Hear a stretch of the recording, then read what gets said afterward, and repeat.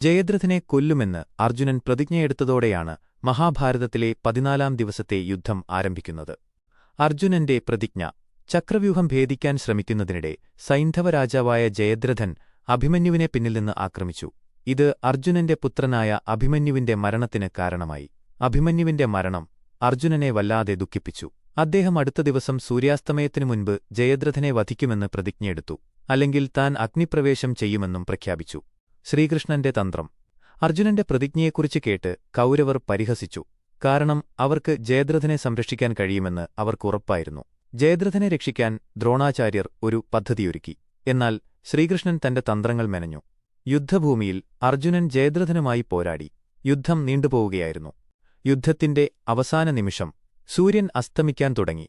അപ്പോൾ ശ്രീകൃഷ്ണൻ തന്റെ സുദർശനചക്രം ഉപയോഗിച്ച് സൂര്യനെ മറച്ചു. അർജുനൻ അഗ്നിപ്രവേശം ചെയ്യാനായി ഒരുങ്ങി.